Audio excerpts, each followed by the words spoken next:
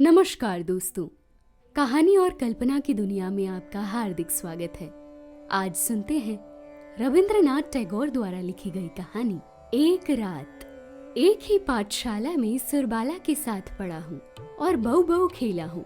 उसके घर जाने पर सुरबाला की माँ मुझे बड़ा प्यार करती और हम दोनों को साथ बिठा कर कहती, वाह कितनी सुंदर जोड़ी है। छोटा था किंतु बात का अभिप्राय प्राय समझ लेता था। सुरबाला पर अन्य सर्वसाधारण की अपेक्षा मेरा कुछ विशेष अधिकार था। ये धारणा मेरे मन में बदमूल हो गई थी। इस अधिकार मत से मत होकर उस पर मैं शासन और अत्याचार ना करता हूँ, ऐसी बात ना थी। वो भी सहिष्णु भाव से हर तरह से मेरी फरमाइश पूरी करती और दंड वहन करती। मोहल्ले में उसके रूप की प्रशंसा थी, किंतु बरवर बालक की दृष्टि में उस सौंदर्य का कोई महत्व ना था।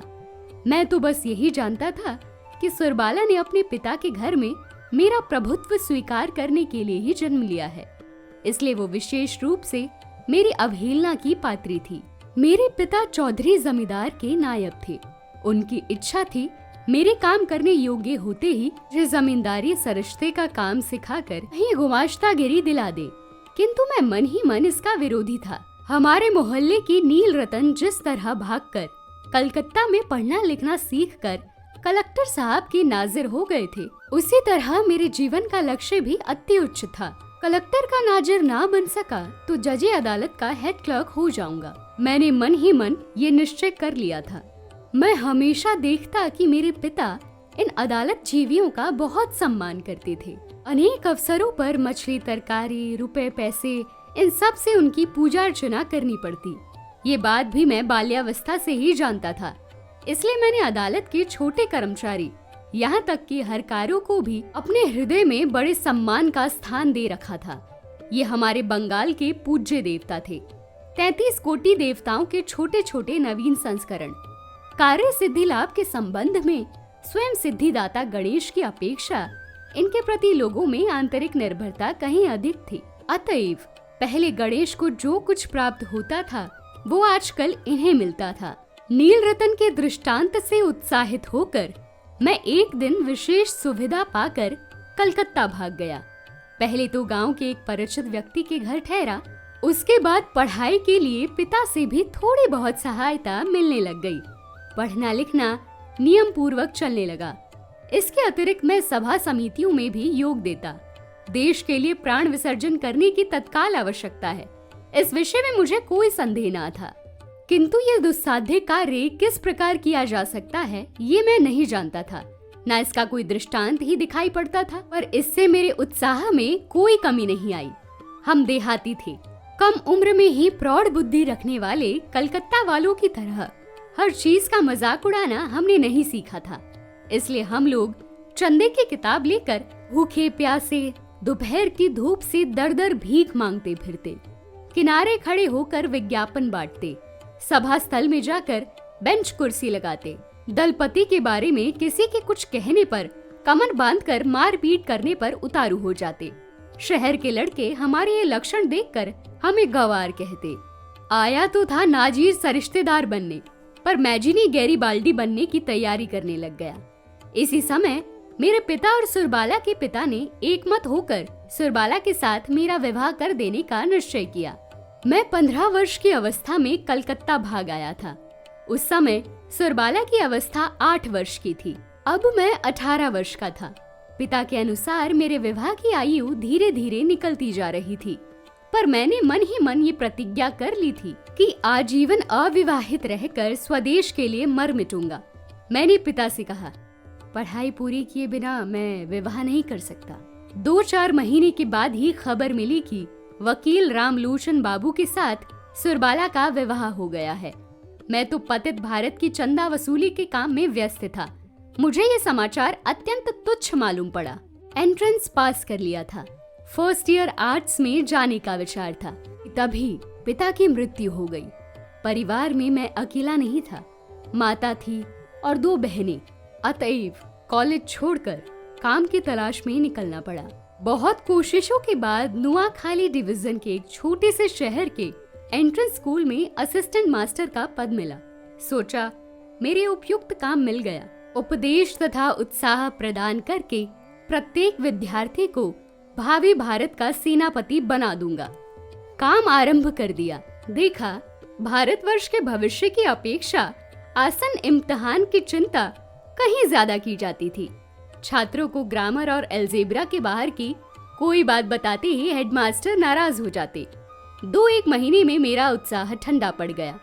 हमारे जैसे प्रतिभाहीन लोग घर में बैठकर तो अनेक प्रकार की कल्पनाएं करते रहते, पर अंत में कर्म क्षेत्र में उतरते ही कंधे पर हल का बोझ ढोते हुए पीछे से पूंछ मरोड़ी जाने पर भी सिर झुकाए सहिष्णु भाव से प्रतिदिन खेत गोड़ने का काम कर संध्या को भर पेट चारा पाकर ही संतुष्ट रहते।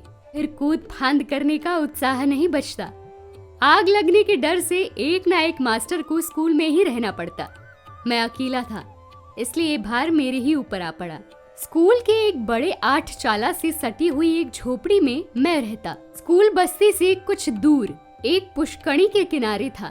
चारों ओर सुपारी, नारियल और मदार के पेड़ तथा स्कूल से लगे आपस में सटे हुए नीम के 2 पुराने विशाल पेड़ छाया देते रहते। अभी तक मैंने एक बात का उल्लेख नहीं किया, ना मैंने उसे योग्य ही समझा। यहाँ के सरकारी वकील रामलोचन राय का घर हमारे स्कूल के पास ही था और उनके साथ उनकी स्त्री मेरी बाल्य सखी सुरबाला थी। ये मैं जानता था। रामलोचन बाबू के साथ मेरा परिचय हुआ।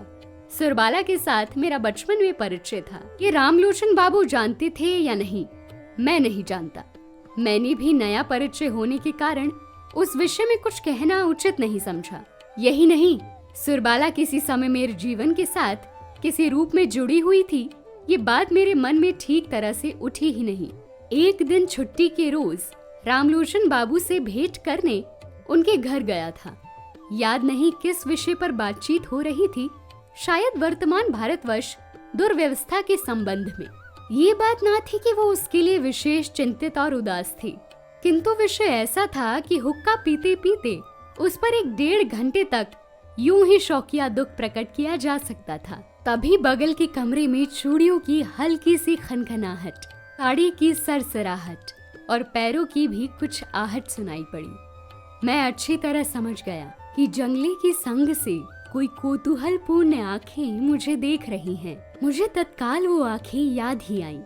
विश्वास, सरलता और बाल सुलभ प्रीति से छलछलाती 2 बड़ी-बड़ी आंखें, काली काली पुतलियां और घनी काली पलकें और स्थिर स्निग्ध दृष्टि सहसा मेरे हृदय को मानो किसी ने अपनी कड़ी मुट्ठी में भींच लिया।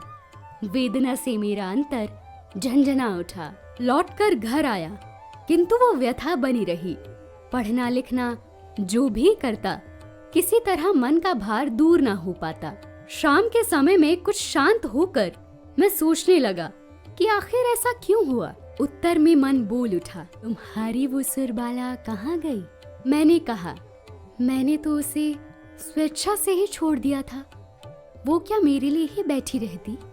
मन के भीतर से कोई बोला, उस समय जिसे चाहते ही पा सकते थे, अब उसे सिर पटक कर मर जाने पर भी एक बार देखने तक का अधिकार तुम्हें नहीं मिल सकता। बाल्यावस्था की वो सुरबाला तुम्हारे कितने ही निकट क्यों ना रहे, चाहे तुम उसकी चूड़ियों की खनक सुनते रहो, उसके बालों की सुगंध की महक पाते रहो, किंतु तुम्हारे बीच में एक दीवार बराबर बनी रहेगी। मैंने कहा, जाने भी दो, सुरबाला मेरी है ही कौन? उत्तर मिला, आज सुरबाला तुम्हारी कोई नहीं है, लेकिन सुरबाला तुम्हारी क्या नहीं हो सकती थी? सच बात है, सुरबाला मेरी क्या नहीं हो सकती थी, जो मेरी सबसे अधिक अतरंग, सबसे निकटवर्तिनी, मेरे जीवन के समस्त सुख दुख की सहभागिनी हो सकती थी। वो अब इतनी दूर, इतनी पराई हो गई है कि आज उसको देखना और बात करना भी अपराध है। उसके विषय में सोचना पाप है। और ये रामलोचन ना जाने कहां से आ गया। बस 2-1 रटे रटाए मंत्र पढ़कर सुरबाला को पलक मारते ही एक झपटरे में धरती के और सब लोगों से छीन ले गया।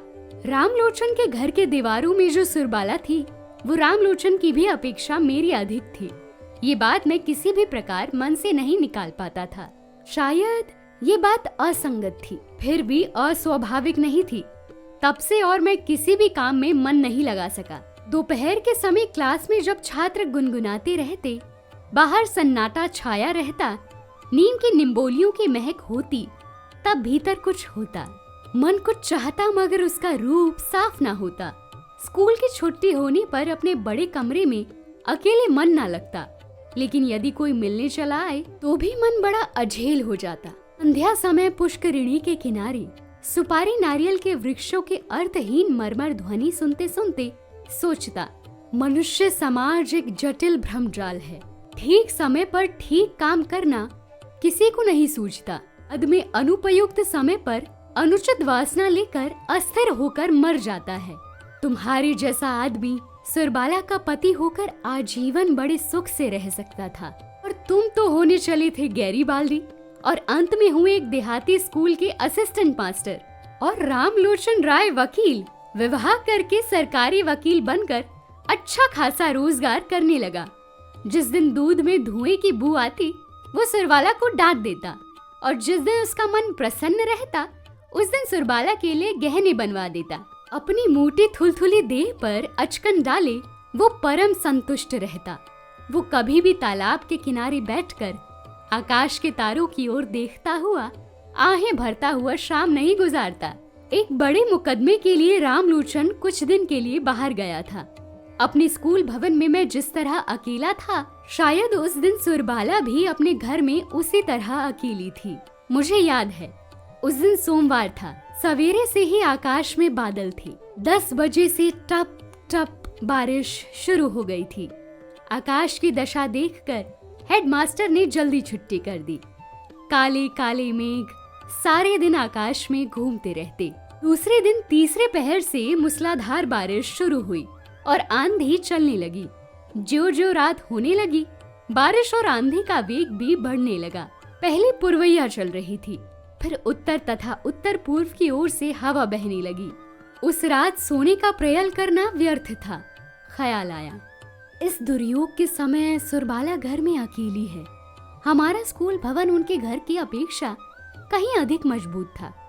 कई बार मन में आया उसे स्कूल भवन में बुला लाऊं और मैं पुष्करिणी के किनारे रात बिता लूं, किंतु किसी भी तरह तय नहीं कर पाया। रात 1-1:30 पहर हो गई कि सहसा बाढ़ आने की आवाज सुनाई पड़ी। समुद्र बढ़ा आ रहा था। घर से बाहर निकला, सुरबाला के घर की ओर चला। रास्ते में अपनी पुष्करिणी का किनारा पड़ा। वहां तक आते आते पानी मेरे घुटनों तक पहुंच गया था। मैं ज्यों ही किनारे पर जाकर खड़ा हुआ, यूं ही एक और तरंग आ पहुंची। हमारे तालाब के किनारे का एक हिस्सा लगभग 10-11 हाथ ऊंचा था। जिस समय मैं किनारे पर चढ़ा, उसी समय विपरीत दिशा से एक और व्यक्ति भी चढ़ा। व्यक्ति कौन था ये सिर से लेकर पैर तक मेरी संपूर्ण अंतरात्मा समझ गई थी, और उसने भी मुझे पहचान लिया था, इसमें मुझे संदेह नहीं। और तो सब कुछ डूबा हुआ था। केवल 5-6 हाथ के उस द्वीप पर हम दोनों प्राणी आकर खड़े हुए थे। प्रलय काल था। आकाश के तारे गायब, धरती के सब प्रदीप बुझे हुए थे। उस समय कोई बात करने में भी हानि नहीं थी, किंतु एक भी शब्द ना निकला। दोनों केवल अंधकार की ओर ताकते रहे। आज संसार छोड़कर सुरबाला मेरे पास आकर खड़ी थी। मुझे छोड़कर आज सुरबाला का कोई नहीं था।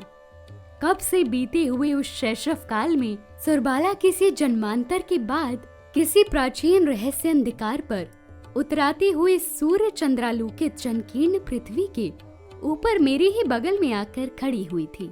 जन्म स्रोत ने उस नव कलिका को मेरे पास लाकर फेंक दिया था। मृत्यु स्रोत ने उस विकसित पुष्प को भी मेरे ही पास ला फेंका। उस समय केवल एक और लहर की जरूरत थी, जो सदैव के लिए हमें एक कर देती। वो लहर ना आए। पति पुत्र, घर, धन, जन सबको लेकर सुरबाला चिरकाल तक सुख से रहे। मैंने इसी रात में महाप्रलय के किनारे अनंत आनंद का स्वाद पा लिया। रात समाप्त होने को आई। आंधी थम गई, पानी उतर गया। सुरबाला बिना कुछ कहे घर चली गई। मैं भी बिना कुछ कहे अपने घर चला आया। मैंने सोचा, मैं नाजिर भी नहीं हुआ, सरिश्तेदार भी नहीं हुआ, गैरीबाल्डी भी नहीं हुआ। मैं एक टूटे फूटे स्कूल का असिस्टेंट मास्टर रह गया। मेरे संपूर्ण जीवन में केवल क्षण भर के लिए एक अनंत रात्रि का उदय हुआ था। शायद वही जीवन की एकमात्र चरम सार्थकता थी। तो दोस्तों, ये थी आज की कहानी। अपने विचार कमेंट बॉक्स में जरूर बताएं और हमारे चैनल को सब्सक्राइब करें ताकि हम आपके लिए नई नई कहानियां लेकर आते रहें। धन्यवाद।